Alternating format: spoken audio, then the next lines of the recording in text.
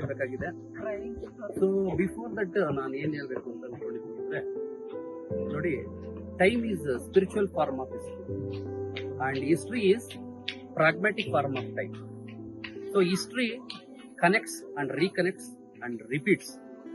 ಈ ವಿಷಯದ ಬಗ್ಗೆ ಮಾತಾಡೋಣ. ಬಹಳಷ್ಟು ಇದು ಸೊಗಸಾದ ವಿಚಾರಗಳಿದೆ, ಮುಂದೆ ಮಾತಾಡೋಣ. ನಾವು ಇವತ್ತು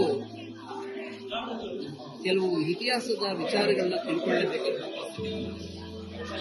ಯಾಕೆಂತಂದ್ರೆ ಇತಿಹಾಸನ ಯಾವ ವ್ಯಕ್ತಿ ಅಥವಾ ಯಾವ ಒಂದು ನಾಗರಿಕತೆ ಚೆನ್ನಾಗಿ ತಿಳ್ಕೊಳ್ಳುತ್ತೋ ಆಗ ಸಮಸ್ಯೆಗಳಾಗುವಂಥದ್ದು, ನಾಗರಿಕ ಸಮಾಜದಲ್ಲಿ ಸಮಸ್ಯೆಗಳಾಗುವಂಥದ್ದು ತುಂಬಾ ಕಡಿಮೆ ಆಗುತ್ತೆ. ಸ್ನೇಹಿತರೆ, ನಾವು ಇವತ್ತು ಎಡಕಲ್ ಕೇವ್ಸ್ ಅನ್ನೋ ಒಂದು ಸ್ಥಳದಲ್ಲಿದ್ದೀವಿ. ಈ ಎಡಕಲ್ ಕೇವ್ಸ್ ಕೇರಳ ರಾಜ್ಯದ ವೈನಾಡು ಜಿಲ್ಲೆ ಸುಲ್ತಾನ್ ಬತ್ತೇರಿಯಿಂದ ಒಂದು 12 ಕಿಲೋಮೀಟರ್ ದೂರದಲ್ಲಿದೆ. ಸುಮಾರು ಒಂದು 2 ರಿಂದ 3 ಕಿಲೋಮೀಟರ್ ಗ್ರೌಂಡ್ ಇಂದ ನೀವು ಈ ಬೆಟ್ಟದ ಮೇಲೆ ನಡೆದು ಬರ್ಬೇಕು. ಈ ಕೇವ್ಸ್ ಏನ್ ಬಹಳ ಇಂಪಾರ್ಟೆಂಟ್ ಅಂದ್ರೆ ಏನಪ್ಪಾ ಅಂತಂದ್ರೆ, ಕೇವ್ಸ್ ಅನ್ನೋದಕ್ಕಿಂತ ಟೆಕ್ನಿಕಲಿ ಅಥವಾ ಜಿಯೋಗ್ರಫಿಕಲಿ ಇದನ್ನ ಎಡಕಲ್ ರಿಫ್ಟ್ ಅಂತ ಹೇಳ್ಬೇಕಾಗುತ್ತೆ. It is not caves. Caves is different from rift.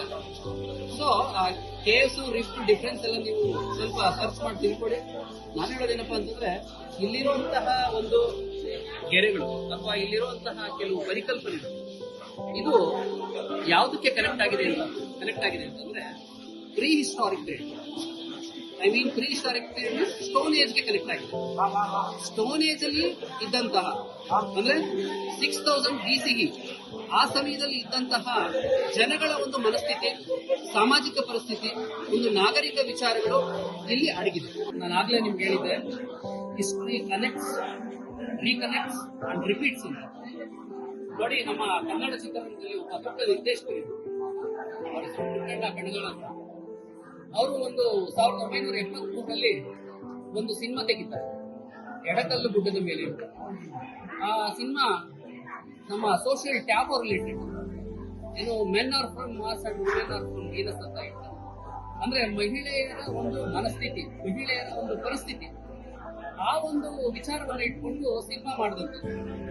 Bharati ಸುದ್ದವರು ಅದಕ್ಕೆ ಈ ಕಾದಂಬರಿ ಆದಂತಹ ಸಿನಿಮಾವನ್ನು ಮಾಡಿದ್ರು. ಅದು ಸೂಪರ್ ಡೂಪರ್ ಹಿಟ್ ಆಯಿತು. ಪುಟ್ಟಣ್ಣ ಕಲ್ಗಲ್ ಅವ್ರಿಗೆ ಹಲವಾರು ಪ್ರಶಸ್ತಿಗಳು ಬಂತು. ನೋಡಿ, ಆ ಎಡಕಲ್ಲು ಗುಡ್ಡದ ಮೇಲೆ ಮತ್ತೆ ನಾವಿರೋ ಈ ಒಂದು ಸ್ಥಳ ಇದೇನಿದೆ, ಇದು ಎಡಕಲ್ ಕೇವ್ಸ್. ಈ ಎಡಕಲ್ ಕೇವ್ಸ್ ಅನ್ನೋದು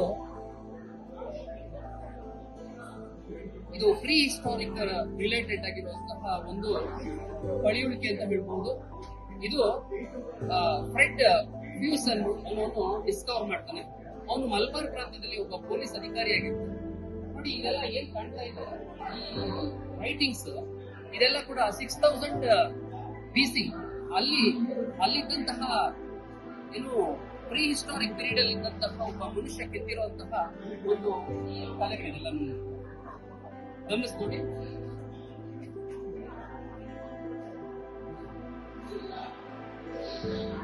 ಸೊ ನಾನು ಏನ್ ಹೇಳ್ತಾ ಇದ್ದೀನಿ ಅಂತಂದ್ರೆ, ನೋಡಿ, ಈ ಎಡಕಲ್ ಕೇವ್ಸ್ 1901 ನಲ್ಲಿ ಎಕ್ಸಾಕ್ಟ್ ಆಗಿ, ಬಿಫೋರ್ ದಟ್ ಕೂಡ ಸಾಕಷ್ಟು ಜನ ಇದ್ರ ಬಗ್ಗೆ ಸಂಶೋಧನೆ ಮಾಡಿದ್ರು.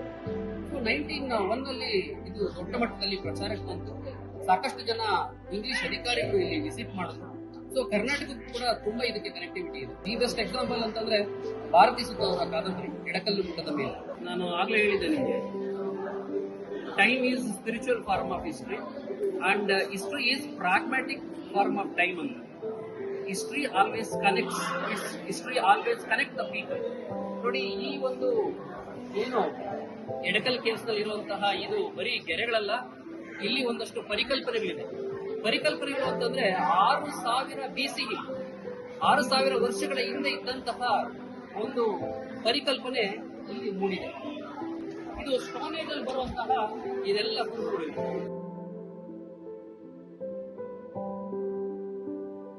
ಫ್ರೆಂಡ್ಸ್, ನಾನು ಈ ಎಡಕಲ್ ಕೇವ್ಸ್ ಬಗ್ಗೆ ಹೇಳಲೇಬೇಕಾಗಿದೆ. ಯಾಕೆಂತಂದ್ರೆ ನಾನು 10 ವರ್ಷಗಳ ಹಿಂದೆ ಈ ಸ್ಥಳಕ್ಕೆ ಬಂದಿದ್ದೆ. ಯಾಕೆ ಬಂದಿದೆ ಅಂತಂದ್ರೆ, ನನ್ನ ಸ್ನೇಹಿತ ಒಬ್ಬ ಆಸ್ಕರ್ ಕೃಷ್ಣ ಅಂತ ಒಂದು ಸಿನಿಮಾ ನಿರ್ದೇಶಕ, ಅವನು ಎಡಕಲ್ಲು ಗುಡ್ಡದ ಮೇಲೆ ಅಂತ ಒಂದು ಟೈಟ್ಲ್ ತಗೊಂಡಿದ್ದ.